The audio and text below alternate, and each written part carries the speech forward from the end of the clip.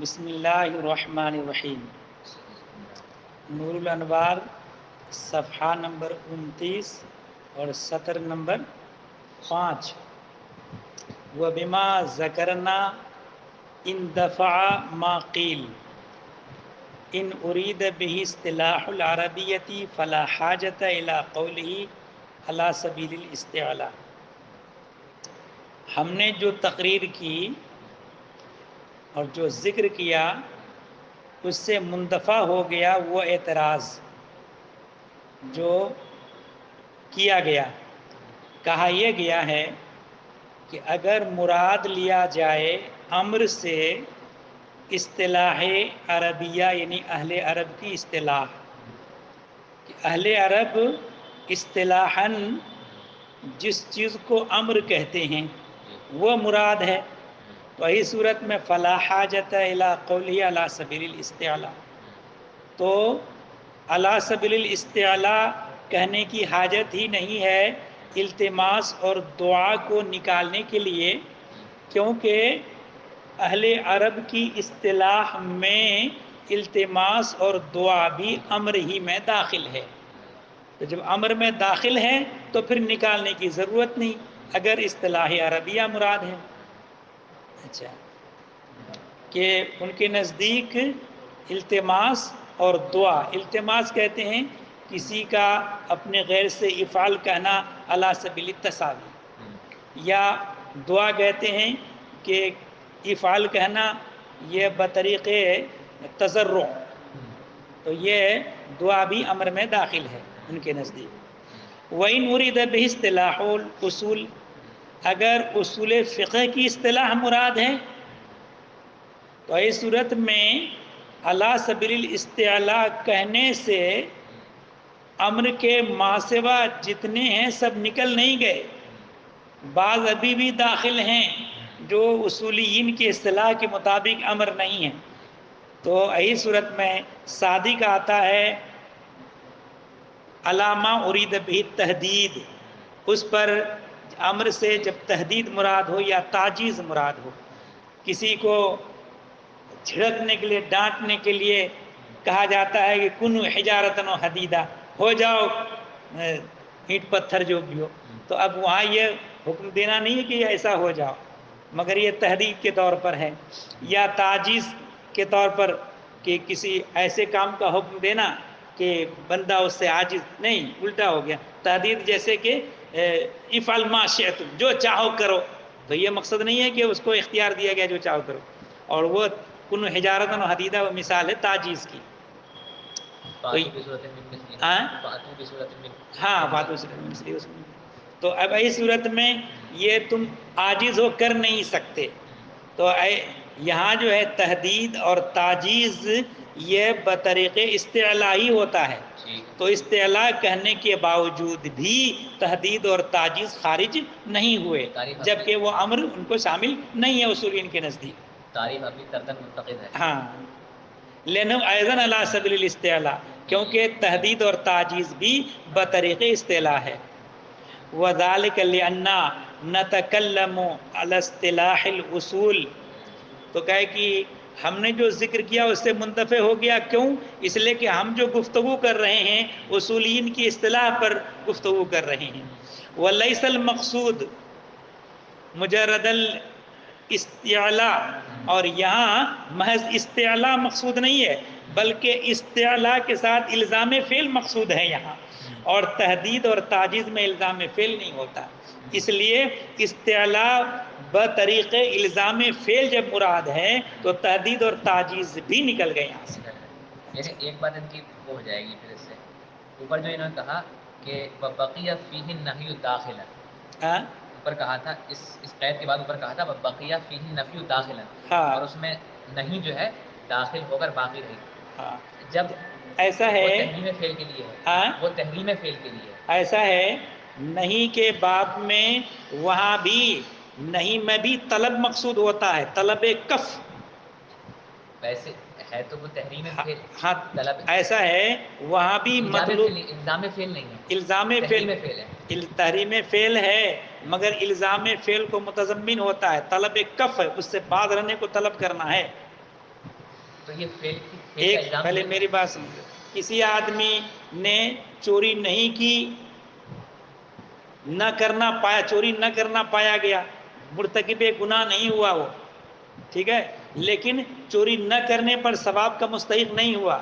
ایک آدمی قادر ہے چوری کرنے پر، مگر اللہ تبارک و تعالیٰ کی نہیں کی وجہ سے اپنے کو روک رکھتا ہے، تو وہاں جو ہے وہ صورت میں اس جگہ جو کف کر رہا، اپنے کو روک رہا ہے، اس پر ثواب ملے گا اسے۔ تو نہیں کے اندر بھی وہاں تحریم ہے، لیکن وہاں بھی متضمن ہوتا ہے وہ طلب کو، اور وہاں بھی طلب کف ہی ہوتا ہے۔ اسی وجہ سے علم کلام میں تو تحریم سے بحث ہی نہیں کی ہے، وہاں مطلق طلب کا ذکر کیا گیا، طلب جزمی ہو یا طلب کف ہو، طلب فعل ہو یا طلب کف ہو، اسے تقریر کیا وہاں۔ اچھا، ترک ویسے دیکھا جائے در حقیقت فعل ہے، ہاں ترک کوئی فعل ہے، در حقیقت ترک کوئی فعل ہے، ترک کوئی فعل نہیں وہی ہے، تو ترک کوئی ہاں فعل ہی نہیں، تو ایجاب فعل کا مطلب ہی نہیں رہا پھر۔ جی، وہی تو کہنا، جب کف کوئی فعل ہی نہیں ہے، نہیں کف نہیں، کف تو فعل ہے، ترک فعل نہیں ہے، ترک فعل ہاں نہیں ہے، ترک فعل نہیں ہے، تو ترک اس میں تو ترک اسی وجہ سے نہیں میں جو کہا ہے کہ ترک جو ہے وہ نہیں، کف ہوتا ہے مطلوب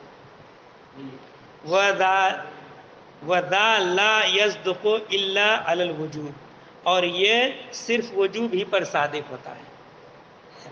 افعال کہنے سے علیکم بالصلاۃ جیسے بھی نکل گئے، ہاں ان میں علی وجہ الاستعلاء تک تو داخل ہیں وہ بھی، ہاں کیونکہ وہ بھی ایجاب فعل مقصود ہے، علی سبیل الاستعلاء ہے، لیکن افعال نہیں ہے وہاں۔ جی اچھا، بے خلاف تحدید و تعجیز، برخلاف تحدید و تعجیز اور ان جیسی چیزوں کے، اچھا، اور وَيَخْتَصُّ مُرَادُهُ بِصِيغَةٍ لَازِمَةٍ، اس کی مراد خاص ہے ایسے صیغے کے ساتھ جو کہ لازم ہے۔ بیان ہے امر کے خاص ہونے کا، کہ امر خاص کیسے ہے، یعنی یختص مراد الامری، امر کی مراد، یعنی امر سے جو مراد ہے اور وہ ہے وجوب، یہ خاص ہے صیغے کے ساتھ، ایسے صیغے کے ساتھ جو مراد کے لیے لازم ہے۔ والغرض منہ، اور اس جملے سے مقصود اور غرض ہے اختصاص بیان کرنا جانبین سے، یعنی وجوب صرف امر سے ہی ثابت ہوگا، فعل رسول سے وجوب ثابت نہیں ہوگا، اور ایسے ہی امر کا صیغہ صرف وجوب کو ثابت کرے گا، ندب اور اباحت کو ثابت نہیں کرے گا۔ تو یہ جانبین سے اختصاص ہے کہ وجوب بھی صیغہ امر کے ساتھ خاص، اور صیغہ امر بھی وجوب ہی کے ساتھ خاص۔ اے لا یکن الامر الا للوجوب، کہ امر نہیں ہوگا مگر وجوب ہی کے لیے، ولا یثبت الوجوب الا من الامر، اور وجوب ثابت نہیں ہوگا مگر امر ہی سے، دون الفعل، فعل سے نہیں۔ فیکون نفیا للاشتراک والترادف جميعا، تو اس صورت میں اشتراک کی بھی نفی ہو جائے گی اور ترادف کی بھی نفی ہو جائے گی، اس لیے کہ تین امور ہوتے ہیں، ایک ہوتا اشتراک، ایک ہوتا ترادف، اور ایک ہوتا تباین۔ کیا مطلب ہوا کہ چند الفاظ ایک حکم کو، ایک معنی کو ادا کریں تو ترادف ہے، اور ایک لفظ چند معنی کو ادا کریں تو اشتراک ہے، اور ایک لفظ ایک ہی معنی کو ادا کرے تو اس صورت میں وہ تباین ہے، نہ اشتراک اور نہ ترادف۔ وَذَلِكَ بِأَنْ يُقَالَ، وہ اس طور پر کہ کہا جائے کہ کیسے یہاں جانبین سے اختصاص ہے، تو اس کی تقریر کر رہے ہیں کہ کہا جائے کہ با کا دخول اس جگہ مختص پر ہے۔ ایک بات یاد رکھیے، جب اختصاص بیان کیا جاتا ہے، ایک ہوتا ہے مختص، ایک ہے مختص بہی۔ کسی چیز کو دوسری چیز کے ساتھ جب خاص کیا جاتا ہے تو جس کو خاص کیا گیا وہ مختص، اور جس کے ساتھ خاص کیا گیا وہ مختص بہی۔ تو یہاں جو ہے با داخل ہے، یختص مرادہ بصیغۃ میں جو با ہے تو یہ مانیے کہ یہ مختص پر داخل ہے. اصل یہ ہے کہ مختص بہی پر داخل. اصل تو یہ ہوتا ہے کہ مختص بہی پر داخل، کبھی اس کے خلاف بھی ہو جاتا ہے کہ مختص پر داخل ہو جاتا ہے، تو یہ مانیے کہ یہ مختص پر داخل ہے. تو مراد مختص بہی ہوئی. ہاں مراد مختص بہی ہو جائے گا. آگے اس طور پر کہا جائے کہ با داخل ہے اس جگہ مختص پر علی طریقت قولہم، جیسے کہ ان کا قول ہے کہ خصصت فلانن بالذکر، کہ فلاں کو میں نے ذکر کے ساتھ خاص کیا. یعنی اصل میں یہ ہے معنی کہ خصصت الذکر بے فلان، کہ ذکر کو فلاں کے ساتھ خاص کر دیا کہ صرف فلاں ہی کا ذکر کیا. مگر تعبیر یوں کی گئی ہے کہ خصصت فلانن بالذکر، تو یہاں با داخل ہے مختص پر. فتکون صیغۃ مختصۃ بالوجوب، تو اس صورت میں صیغہ وجوب کے ساتھ مختص ہو جائے گا.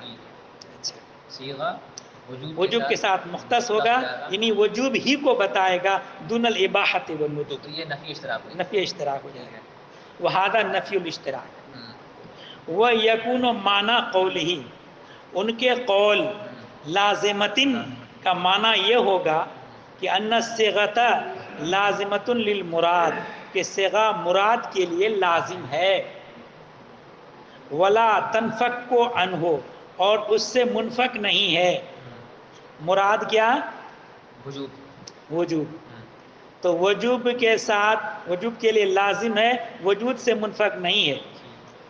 اچھا، ولا یکن المراد مفہوما من غیر الصیغۃ، کہ مراد جو ہے وجوب صیغہ کے غیر سے، جو کہ فعل ہے یعنی فعل رسول، اس سے مفہوم نہیں ہوگا. ورنہ تو لزومی باطل ہو جائے. وہذا نفی الترادف، یہ کیا ہے؟ ترادف کی نفی ہے. ایک تقریر تو یہ ہو گئی. او یقال، یہ پہلے والے ذالک بیان یقال پر عطف ہے. یا یہ کہ کہا جائے کہ ان البا داخلۃ علی المختص بہ، کہ با اس جگہ مختص بہی پر داخل ہے. کما ہوا اصلھا، جیسا کہ باقی اصل ہے. ای لا یفہم ھذا المراد بغیر الصیغۃ، اب معنی کیا ہو جائے گا کہ یہ مراد غیر صیغہ سے مفہوم نہیں ہے. غیر صیغہ سے مراد یعنی فعل رسول سے مفہوم نہیں ہے، اور وہ ہے فعل. فیکون هو نفیا للترادف، تو یہ کیا ہو جائے گا؟ ترادف کی نفی. ثم قولہ، پھر ان کا قول لازمۃ ان حمل علی اللازم الاعم، اگر معمول کیا جائے لازم عام پر. لازم دو طرح کا ہوتا ہے، لازم عام اور لازم مساوی. لازم تو وہ ہے کہ ملزوم جس کے بغیر نہ پایا جائے، یہ ہو گیا لزوم. اچھا، اب اگر لازم بغیر ملزوم کے نہیں پایا جاتا تو لازم مساوی، اور اگر لازم بغیر ملزوم کے پا لیا جاتا ہے تو لازم عام. تو اگر محمول کیا جائے لازم عام پر تو فیکون ہوا ایدن نفیا للترادف، تو اس ایسی صورت میں یہ بھی ترادف ہی کی نفی ہوگا. فقط اسی کی ہے نا؟ نفی اگر عام پر کر لیا تو. جی، عام اگر مراد لیا جائے. لین الملزوم لا یوجد بدون اللازم، اس لیے کہ ملزوم لازم کے بغیر نہیں پایا جاتا، یعنی صیغہ بغیر اس کے نہیں پایا جاتا مراد کے. مراد بغیر صیغہ کے نہیں پائی جاتی. مراد بغیر صیغہ کے نہیں، مراد بغیر صیغہ کے نہیں پائی کیونکہ صیغہ لازم ہوا. ہاں، ٹھیک ہے، مراد بغیر تو یہ نفی ترادف ہے.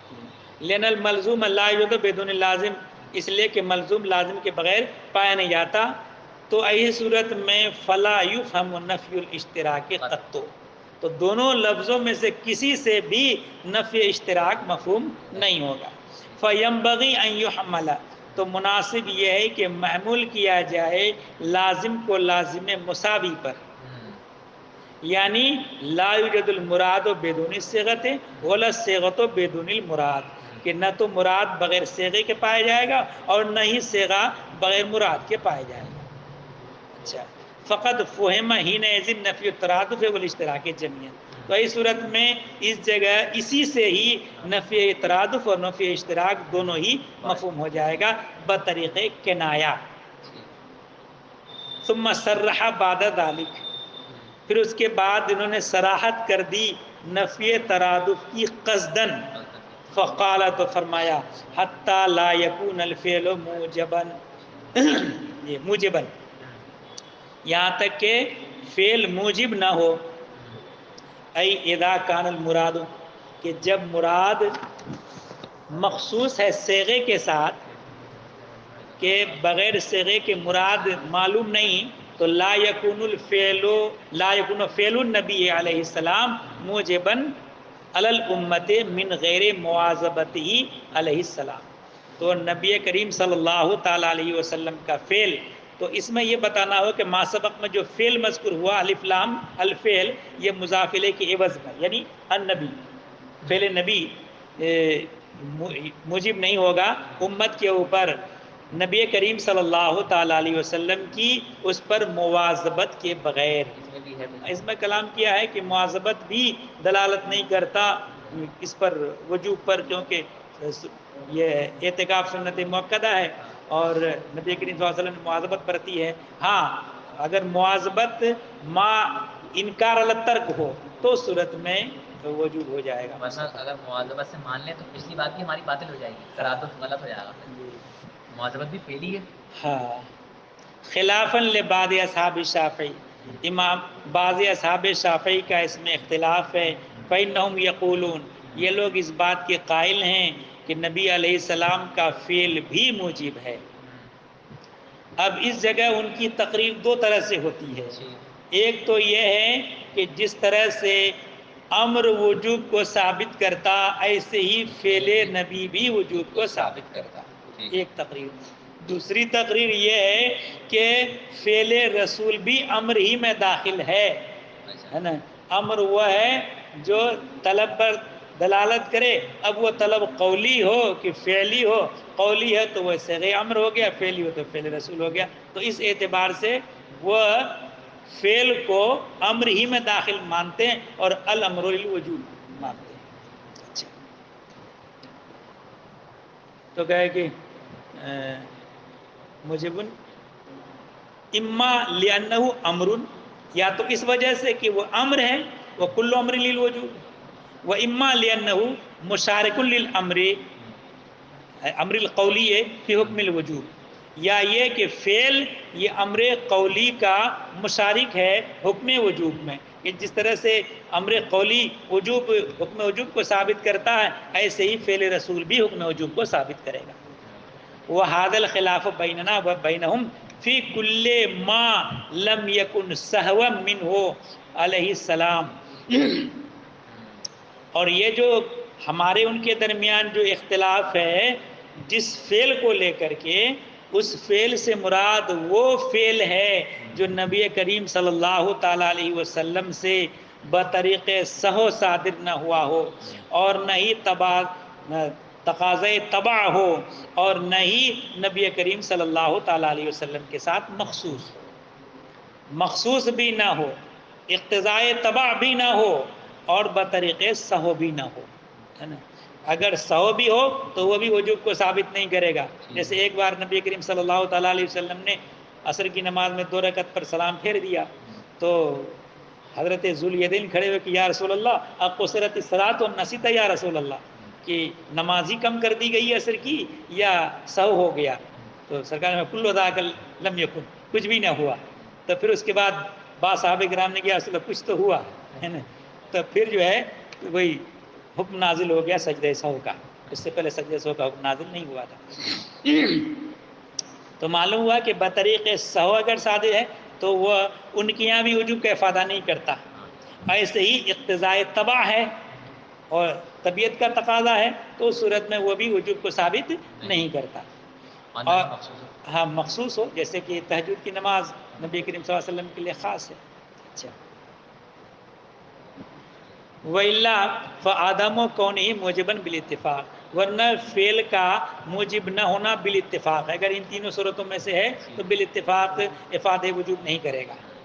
دلیل اس کی کہ یہ فعل وجوب کا افادہ نہیں کرتا ہے نا، اس بات کی دلیل تو کہا کہ لِلْمَنْعِ عَنِ الْوِصَالِ وَخَلْعِ النِّعَالِ، یہ متعلق ہے ان کے قول حتی لا یکون الفعل موجبا، کہ فعل موجب نہیں ہے نا. اور ہماری دلیل یہ ہے وہ حجت لنا ای لمنعی علیہ السلام، رسول اللہ صلی اللہ تعالیٰ علیہ وسلم کے اپنے اصحاب کو صوم وصال رکھنے سے منع فرمانا اور نالین اتارنے سے منع فرمانا. یہ اس بات کی دلیل ہے کہ فعل موجب نہیں ہے. اس کی تفصیل یوں ہے کہ روایت کی گئی ہے کہ انہو علیہ السلام واصلہ، نبی کریم صلی اللہ علیہ وسلم نے صوم وصال رکھا. صوم وصال کا مطلب یہ ہوا کہ ایک روزہ رکھا جائے اور دوسرے دن رات میں افطار کیے بغیر پھر دوسرے دن کا روزہ رکھ لیا جائے، پھر ایسے ہی افطار کیے بغیر بعد کا روزہ رکھ لیا جائے. تو یہ پے در پہ لگاتار روزے بغیر درمیانے سب میں کھائے پیے بغیر. تو یہ جو ہے صوم وصال نبی کریم صلی اللہ علیہ وسلم نے رکھا. تو جب صحابہ کرام نے دیکھا نبی کریم صلی اللہ علیہ وسلم کو صوم وصال رکھتے ہوئے تو انہوں نے بھی رکھا، اور حال یہ ہو گئے سب کمزور پڑ گئے، ہے نا. اچھا، تو فواصل اصحابہ فانکر علیہم الموافقۃ فی وصال الصوم، تو نبی کریم صلی اللہ علیہ وسلم نے صوم وصال میں موافقت پر انکار فرمایا. فقال ایکم مثلی، تم میں کون میرے مثل ہے، یطعمنی ربی ویسقینی، میرا رب مجھے کھلاتا پلاتا ہے. یعنی انتم لا تستطیعون الصیام متوالیۃ اللیل والنہار، کہ تم لوگ لگاتار کنٹینیو رات و دن کا روزہ نہیں رکھ سکتے. ولی قوت روحانیۃ من عند اللہ، مجھے تو اللہ کی بارگاہ سے قوت روحانی حاصل ہے. اطعم عنده واسقا، اس کی بارگاہ میں مجھے کھلایا پلایا جاتا ہے. من شراب المحبت، شراب محبت سے. یہ شراب محبت سے بتانا یہ ہے کہ یہاں حقیقتاً کھانا پینا مراد نہیں ہے، ظاہر پر محمول نہیں ہے، بلکہ اللہ تبارک و تعالیٰ کی جانب سے وہ فیضان فرمایا جاتا ہے کہ اس فیضان کی وجہ سے نبی کریم صلی اللہ تعالیٰ علیہ وسلم کے قلب اقدس کو بھوک اور پیاس سے بالکل مشغول کر دیا جاتا ہے، اور قوت ایسی عطا کر دی جاتی ہے اطاعت کی کہ اس میں کوئی کمزوری نہیں پیدا ہوتی. کما قال قائل، جیسا کہ کسی شاعر نے کہا ہے، ذکرک للمشتاق خیر و شرابی وکل شراب دونہ کسراب، کہ تمہارا ذکر عاشق کے لیے بہتر شراب ہے اور ہر شراب اس کے آگے مثل سراب ہے. سراب کہتے ہیں کہ تیز دھوپ میں ریتیلے میدان کو دور سے دیکھنے والا دیکھ کے سمجھے کہ پانی ہے، وہاں پانی کی مثل دکھائی دے، اس کو سراب کہا جاتا ہے. تو گویا کہ دھوکہ ہے نا. اچھا، ولذا ترل امت المجاہدین، اسی طرح اسی وجہ سے تم دیکھو گے کہ مجاہدہ کرنے والے لوگوں کو یفطرون بشرب قطرۃ فی 40 کہ اپنے چلوں میں 1-2 قطرہ پانی پی کر وہ افطار کر لیتے ہیں تاکہ وہ کراہت کی حد سے نکل جائے. لیخرج وہذا فی صوم الفرض والنفل سوا، اور یہ صوم فرد اور صوم نفل دونوں میں یکساں ہے نا، یعنی حکم جو ہے دونوں میں یکساں رہے گا. وہ روی انہ علیہ وہذا فی صوم الفرض والنفل سوا، اور یہ صوم فرد اور صوم نفل دونوں میں یکساں ہے نا، یعنی حکم جو ہے دونوں میں یکساں رہے گا. وہ روی انہ علیہ السلام کان یصلی باصحابہ، روایت یہ کی گئی ہے کہ نبی کریم صلی اللہ تعالیٰ علیہ وسلم اپنے اصحاب کو نماز پڑھا رہے تھے. اتنے میں اذ خلع نعلیہ، اپنے نالین حالت نماز میں اتار دیے. پہلے زمانے میں نالین پہن کر کے ہی نماز پڑھی جاتی تھی اور خلاف ادب نہیں سمجھا جاتا تھا. دوران نماز نالین اتار دیے. فخلعوا نعالهم، تو صحابہ کرام نے بھی اپنے نالین اتار دیے. فلما قضا صلاتہ، جب نبی کریم صلی اللہ علیہ وسلم نے اپنی نماز پوری فرمائی، قال ما حملکم علی القائکم نعالکم، تمہیں اپنے نالین اتار دینے پر کس چیز نے آمادہ کیا؟ قالوا رأیناک القیت نعلیک، انہوں نے کہا کہ ہم نے آپ کو دیکھا کہ اپنے نالین آپ نے اتار دیے. قال ان جبریل علیہ السلام اخبرنی ان فیہما قدرا، کہ مجھے انہوں نے سرکار نے فرمایا کہ جبریل علیہ السلام نے مجھے خبر دی کہ ان دونوں میں قذر ہے. قذر کا مطلب نجاست نہیں، گھن آمیز چیز جیسے کہ رینٹ وغیرہ ناک کی. اذا جاحدکم المسجد فلینظر، کہ جب تم میں سے کوئی مسجد آئے تو چاہیے کہ وہ نظر ڈال لے، دیکھ لے. فإن رأى في نعلیہ قذرا فلیمسحہ، تو اگر وہ نالین میں کچھ گندگی دیکھے تو چاہیے کہ اسے پوچھ لے. ولیصلی فیہما، اور ان دونوں میں نماز پڑھ لے نالین میں.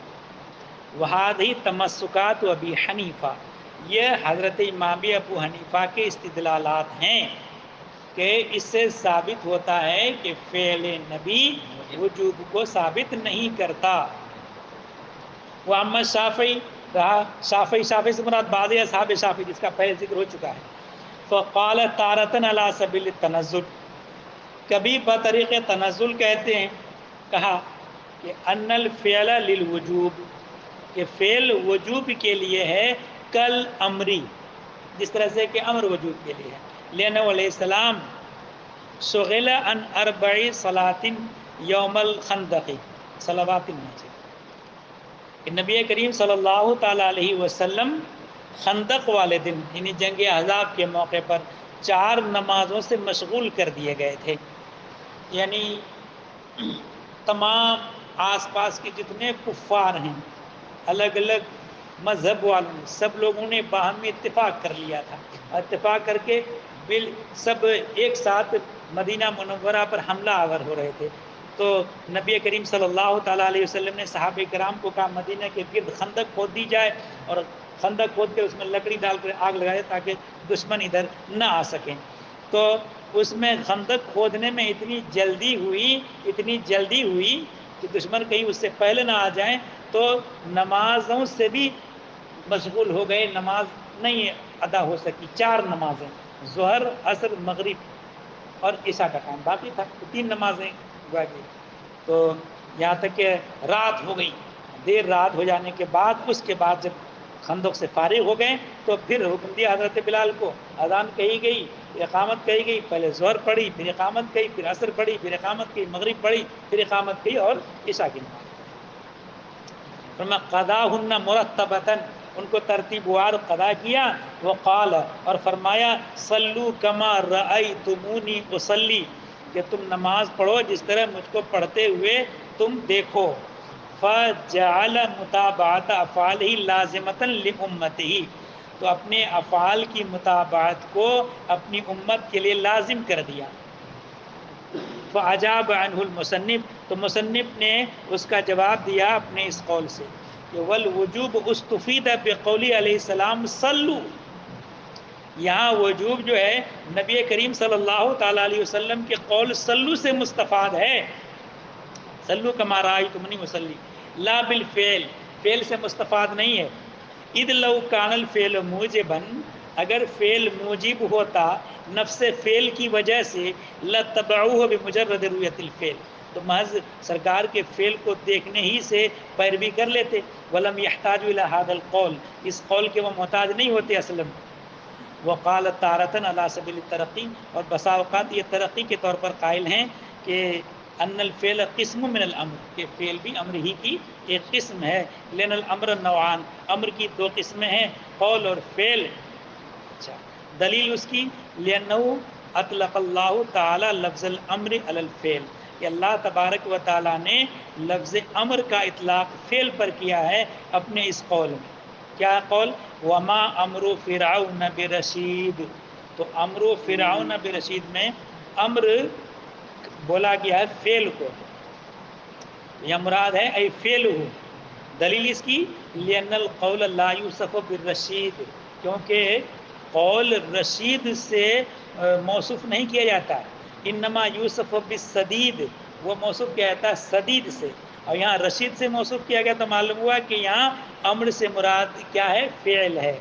فاجاب المصنف عنہ، تو مصنف نے اس کا جواب دیا اپنے اس قول سے کہ وہ سمی الفعل بہی لأنه سبب ہو، یہاں فعل کو امر کہا گیا ہے یہ اس لیے کہ یہ امر اس کا سبب ہے، بطریق مجاز ہو گیا یہ ہے نا، بطریق مجاز۔